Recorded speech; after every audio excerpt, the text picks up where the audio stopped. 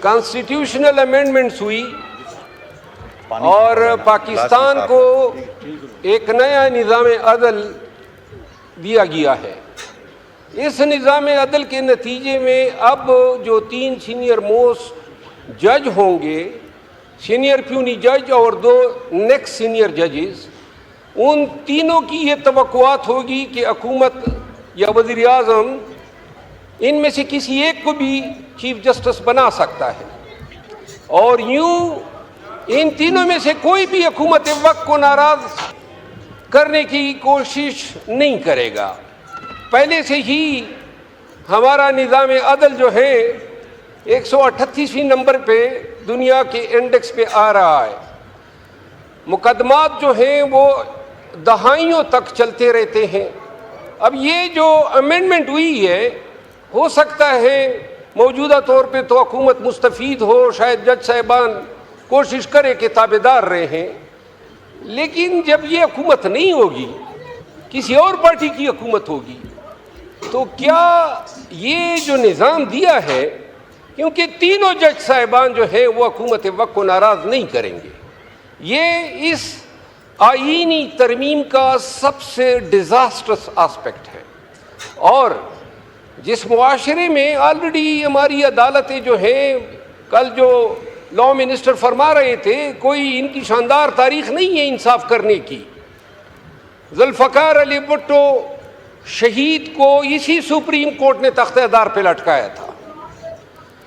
اسی عدلیہ نے جسٹس منیر بھی پیدا کیا، اسی عدلیہ نے افتخار چودھری بھی پیدا کیا، اسی عدلیہ نے ثاقب نثار کو بھی جنم دیا، جسٹس ڈوگر بھی آئے، جسٹس کھوسا بھی آئے، اور سب سے زیادہ پرو منیر جسٹس فائز عیسیٰ بھی آ گئے.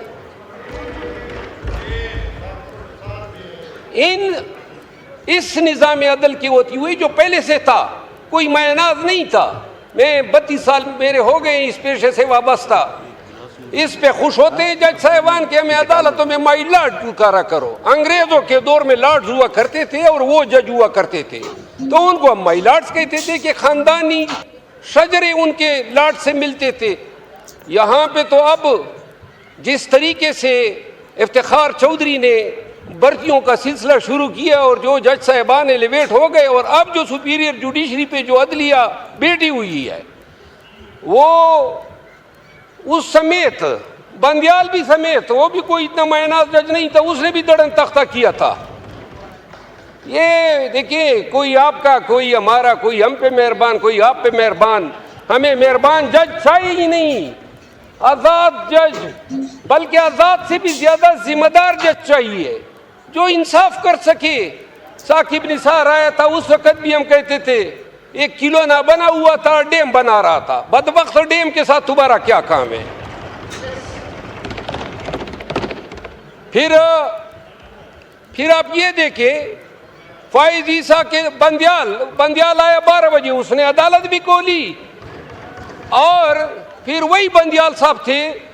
سپریم کورٹ نے تاریخ میں پہلی دفعہ فیصلہ دیا، اور جب حکومت نے آنکھی دکھائی تو اس فیصلے پہ کوئی عمل درآمد نہیں ہوا. اس سے پاکستان میں قانون کی حکمرانی کی بےخنی ہوئی. جناب علی، گزارش یہ ہے کہ یہ جو بلاول بھٹو زرداری صاحب قاضی فائز عیسیٰ کو جو خراج تحسین پیش کر رہے تھے، جو ڈونگرے برسا رہے تھے، یہ وہی قاضی فائز عیسیٰ ہیں جس نے پاکستان کی سب سے بڑی پارٹی کو بے نشان کیا. یہ وہی قاضی فائز عیسیٰ ہے جس نے امینڈمنٹ سے پہلے ریویو 2 دنوں میں فکس کر کے ضمیر فروشی کے لیے راستہ ہموار کیا، اور پھر ہمارے ایمینیز وہاں سے برآمد ہو گئے. اور وہ ایمینیز، اب وہ ایمینیز جو تھے، ہمارے پہلے کولیگ تھے، وہاں پہ گئے. یہاں ہمارے عرب دوست بھی موجود ہیں، لیکن ان کو اربوں روپے ملے تھے. نہیں یار، یعنی کہ پھر میاں نواز شریف کی شکل ان کو پسند تھی. ہاں اچھا، یعنی بڑے ہی بے ذوق لوگ تھے. اچھا، اب آپ مجھے اس پہ لا رہے ہیں نا، مجھے تقریر کرنے دے. جناب علی ہمارے دوست اغوا ہوئے کہتے ہیں، ہمارے دوست جو ہیں، اور یہ عربوں کی جو پیشکشیں ہیں اس ایوان میں موجود شاید ہی کوئی یہ میں نے ہوگا جس کو نہیں ہوئیں گے، مجھ سمیت ہمیں پیشکشیں ہوئی، آئے ضمیر بیچیں، اور وہ امینڈمنٹ ہوتی ہے کہ اگر وہ 5 لوگ ضمیر نہ بیچتے تو شاید یہ امینڈمنٹ نہ ہوتی۔ ہمارے ایم این ایز آپ کو ووٹ دے رہے ہیں، فی سبیل اللہ دے رہے ہیں، اور بات ہو رہی تھی قانون کی حکمرانی کی، جمہوریت کی بالادستی کی، عدالتوں کی آزادی کی۔ کیا ڈرامہ ہے، یعنی ضمیر کے مطابق۔ آپ کس نے کہا؟ ماشاءاللہ۔ جناب علی پیر میاں نواز شریف صاحب نے موقع کے حساب سے عدلیہ پہ اپنی بڑاس بھی نکال دی، اور وہ تاریخ ساز شعر کہہ دیا کہ انہوں نے جو شعر کہا، جوابی شعر تو مجھے آتا ہے لیکن میرے نون کے دوستوں کی حیا رکھنے کی وجہ سے نہیں بولتا ہوں۔ نہیں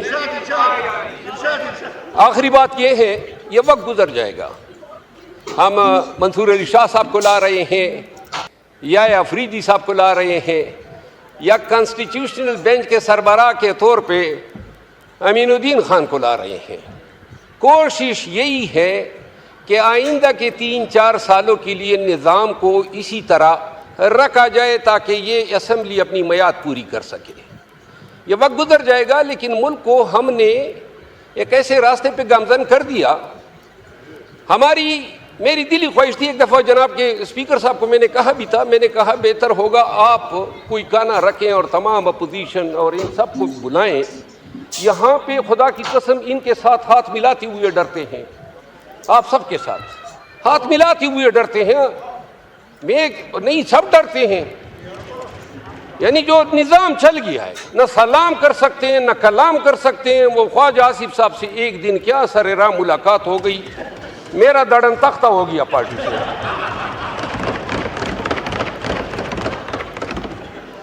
تو میری گزارش یہ ہے جناب اسپیکر کہ یہ جس طریقے سے امینڈمنٹ لائی گئی، شاید ہی بارڈر لائن پہ ہم رہ گئے، تھوڑا سا اگر ہمیں اکوموڈیٹ کر دیتے تو یہ کنسنسس سے بھی لائی جا سکتی تھی۔ ہاں جی سر، مجھے توجہ آپ ساری اپنی طرف کھینچ رہے ہیں۔ جناب ڈپٹی اسپیکر صاحب، آخری بات یہ ہے کہ لکی سیمنٹ ایک ادارہ ہے جو لکی مروت میں قائم ہے، ایشیا کا سب سے بڑا سیمنٹ پلانٹ ہے۔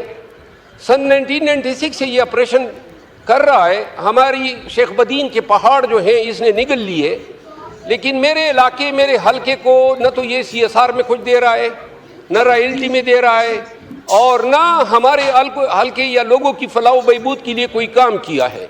میری استدعا یہ ہے، جو منسٹر ہے انڈسٹریز کے، ان سے استدعا ہے کہ ذرا یہ ملاحظہ کر لیں، واحد یہ شیل ہے، پیٹرولیم انڈسٹریز ہیں، جتنے ایکسکیویشن ہوتے ہیں وہ اپنا کردار ادا کرتے ہیں۔